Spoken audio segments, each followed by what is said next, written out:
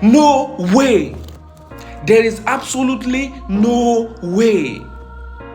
So Burkina Faso's president Ibrahim Traore addressed the African youth on African Youth National Day. Listen, he highlighted the key things that the Western imperialists keep reminding them, saying what they have done to their past leaders. I want you to pay attention and listen to this. And I always say, there is no way you will listen to this man and your eyes will not open.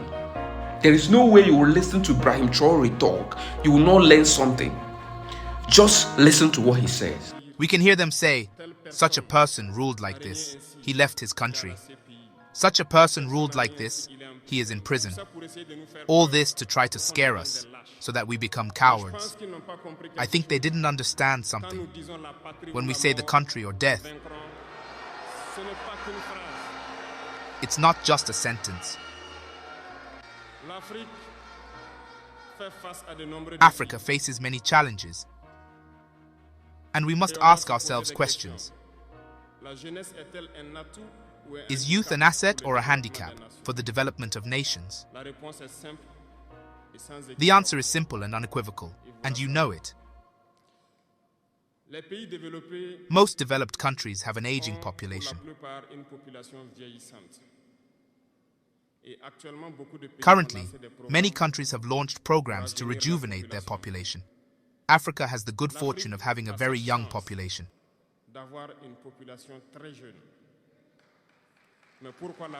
So why is Africa not developed?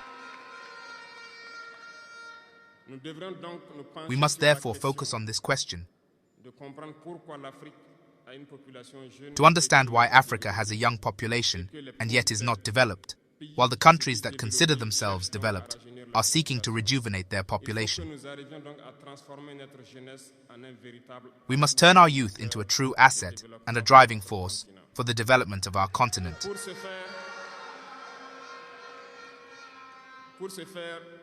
And to do so, we need integration. We need security and development. We need to unite. Certainly, you will hear about the African Union. Yes, it exists.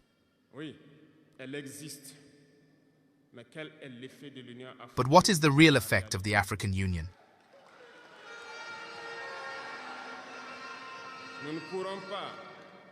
We cannot talk about integration without addressing the theme of the African Union,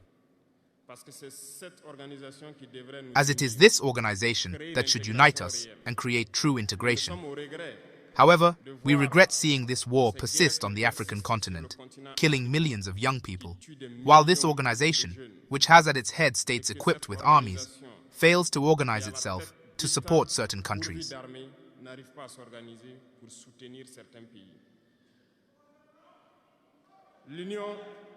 Unity is not just a word. Unity is a symbol, and we, the youth, should learn from this situation to unite, to make integration a reality.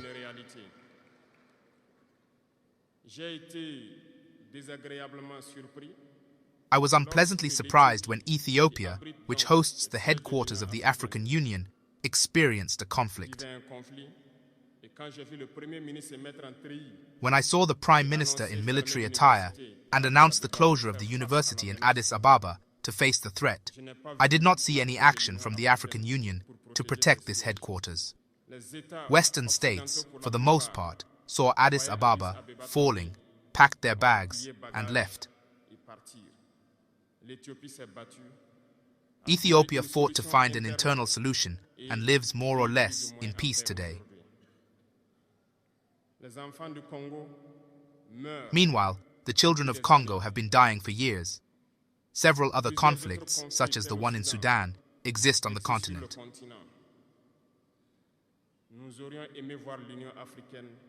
We would have liked to see the African Union generate the necessary forces and strategies to support these states so that they can find peace. We cannot discuss our situation in the Sahel without mentioning the last 10 years. The Sahel is the theater of international terrorism, but we see no support from these organizations to find a solution to this problem.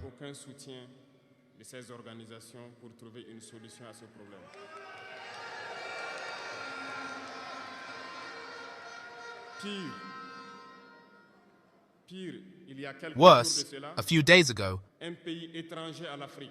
a country outside Africa openly announced that it had supported and participated in a cowardly terrorist and barbaric attack against our Confederation's forces in c0wards.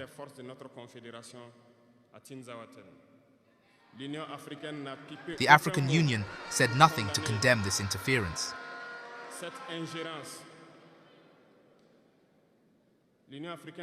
The African Union found no words to condemn this interference by a state outside Africa in the internal affairs of our states.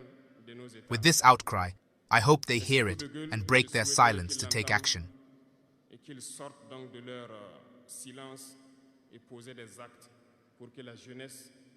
For the youth to believe in the African Union, we must unite.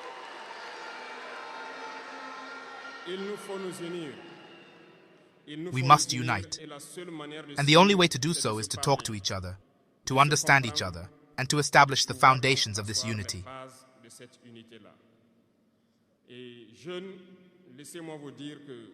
And let me tell you that to unite, there are 3 words, 3 great vices, which we must banish from our behaviors and our lives: cowardice, betrayal, and incompetence.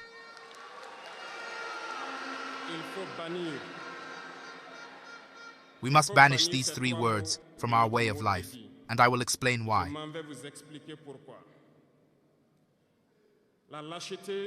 Cowardice covers many vices. A coward is always afraid, and when one is afraid, one becomes a slave, one bends, one gives up the fight.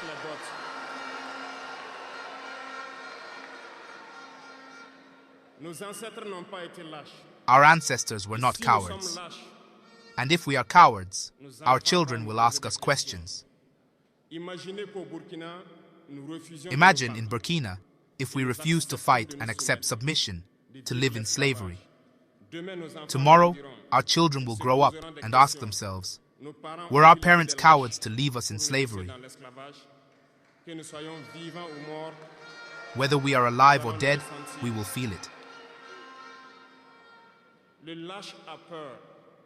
The coward is afraid, and the imperialists have understood that they are trying to scare the leaders so that they become cowards.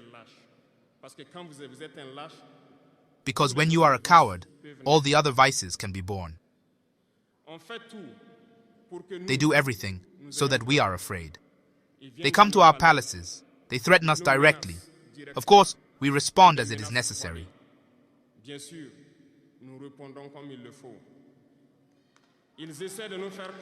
They try to make us understand. They take examples each time.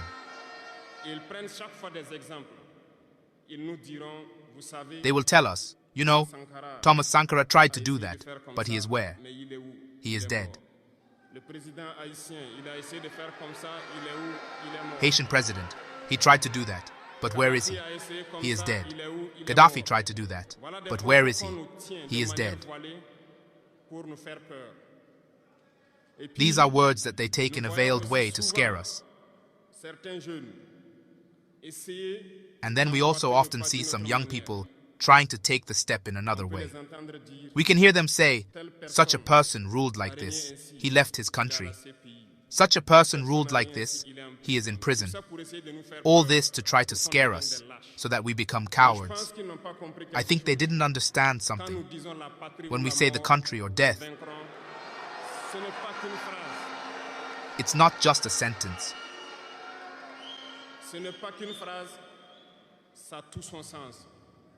It's not just a sentence. It all makes sense. We are not afraid, and we will never be afraid. We will continue to fight. They probably scared a lot of African heads of state.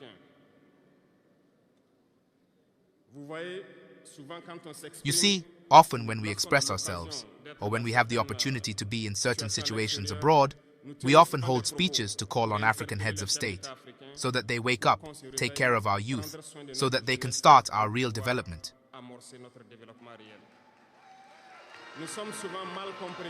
We are often misunderstood. Some have publicly opposed us because they feel indexed.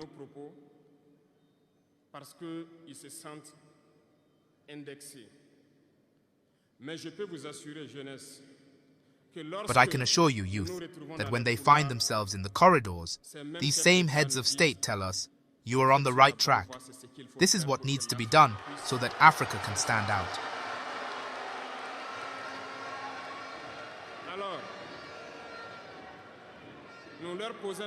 So, we ask them questions like, "Why don't you do like us? Why don't you support us?" Some tell us that they have the means. Some tell us that they can't. Dear elders, African heads of state, at the top of this podium, I would like to say that African peoples are the most peaceful peoples. When you recognize a mistake, you have to tell the people that we are not afraid to come out and tell the people.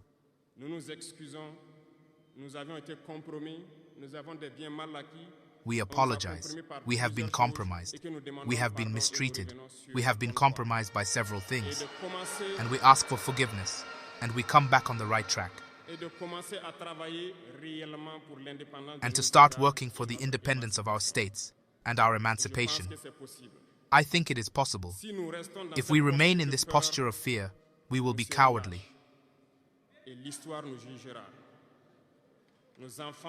And history will judge us. Our children will ask questions. Our grandchildren will ask questions. We are writing history. There is no place for cowardice. If our ancestors were cowardly, we would not be here.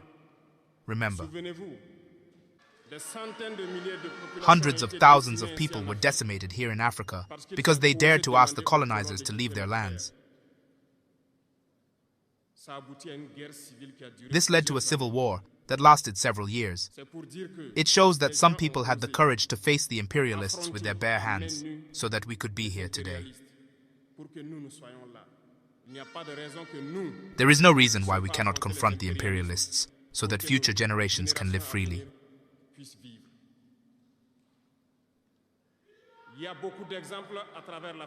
There are many examples across Africa of courageous men who refused to be cowards, who fought and who stood their ground. Let us be worthy of these people.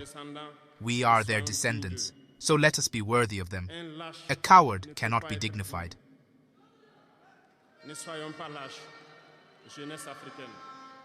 Let us not be cowards, African youth, because a coward is always a traitor.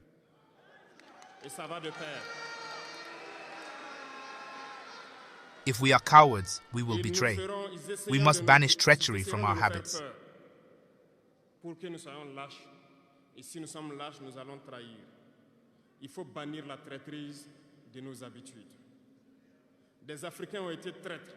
Some Africans were traitors, which allowed the slave trade to succeed in Africa.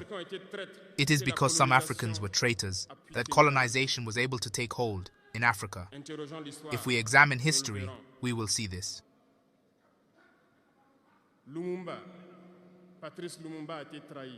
Patrice Lumumba was betrayed because he dared to stand up to them.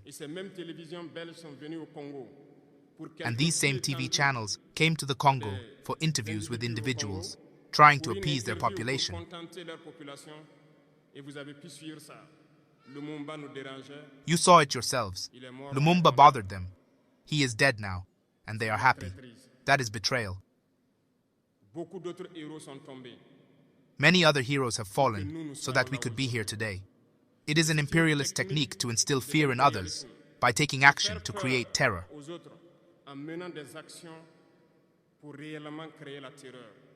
This didn't start today. I will give you the example of a warrior who fought, Victor Jacques.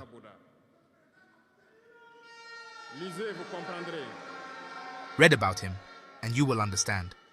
He came from a family of chiefs, a chieftaincy granted by the colonizers. He was a dignified child. He studied in Senegal and became a doctor in Guinea. When the RDA, African Democratic Rally, was created, he joined Côte d'Ivoire to fight against the imperialists, the invaders, the colonizers. He tried to organize Ivorian society everywhere, and people began to raise their voices. At that time, there was a General Pichou who massacred Ivorian populations to ensure that this spirit of freedom could never take root. He continued his fight alongside Félix Houphouët-Boigny. They fought, but the most virulent was Victor Diabouda. He represented a threat to the imperialists. In addition to massacring the protesting populations one evening, they killed him in an atrocious manner.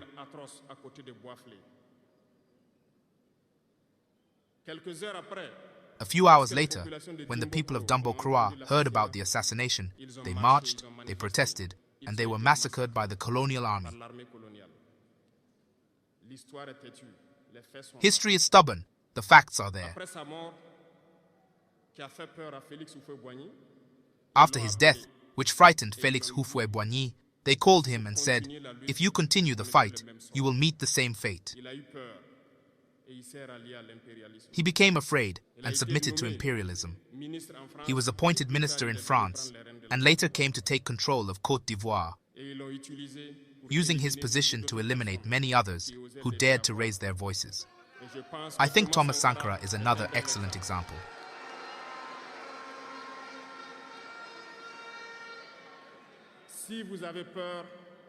If you are afraid, you will be a coward and a traitor. Never be afraid. The struggle must continue.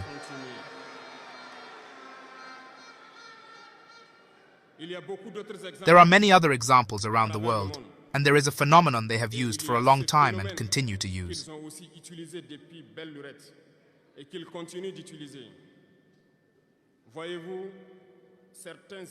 You see, certain individuals, for example, found themselves in other countries and claimed to have created a parallel government to the government of Mali.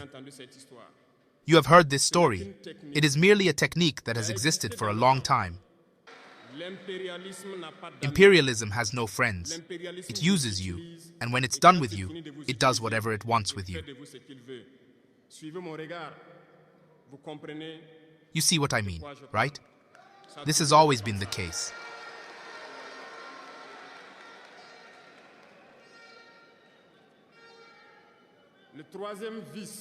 The third vice I urge you to rid yourselves of is incompetence.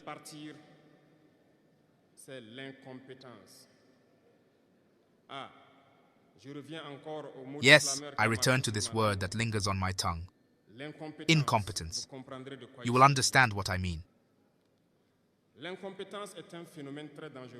Incompetence is a very dangerous phenomenon that has been used to destroy African society, particularly within our administrations. There is a lot of incompetence. Let's acknowledge it. The incompetent have a significant presence alongside imperialism, because incompetence can hinder a country's development. The incompetent can make you doubt yourself. The incompetent love ease. The incompetent want everything for themselves.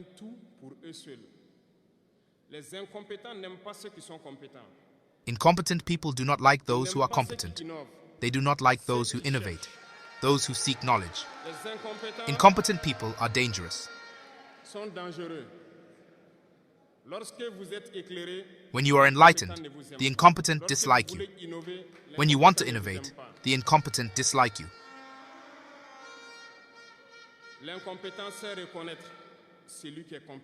Incompetence is recognizing someone who is competent and fighting them to the bitter end because they fear the competent. Seek knowledge, and work. Work hard to be competent.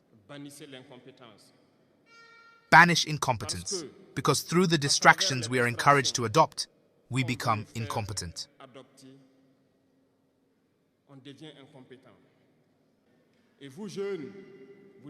As young people, you must do everything to distinguish truth from falsehood. They will continue to propagate the lies of imperialist media. These media outlets always try to create problems in Africa, because with their words, they can make you a king tomorrow, and with their words, they can depose you and make you a mere slave the next day.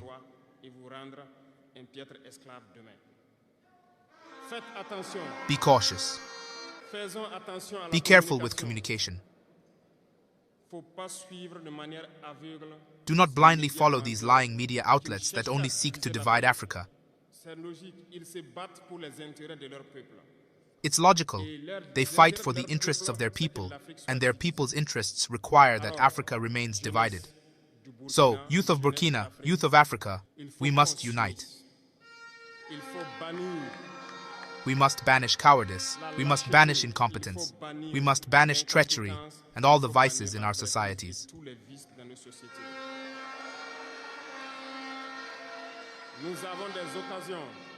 We have opportunities to talk to each other. We thank God for these opportunities we have to speak to each other and raise awareness. I urge you to read, work hard, and make the Africa we want. We want an Africa that achieves harmonious development. Because, coming back to your theme, there is no peace and security without development. They go hand in hand. If there is no development, there is no security. If there is no development, the youth will inevitably fall into vices, and there will be no security. If there is no security, there will be no development either. So the two must go hand in hand. Let us integrate this understanding into our struggles, so that we can fight and develop ourselves. Let's move towards production. Let's produce enough. Let's process our raw materials locally, so that it benefits our populations before we even think of exporting them.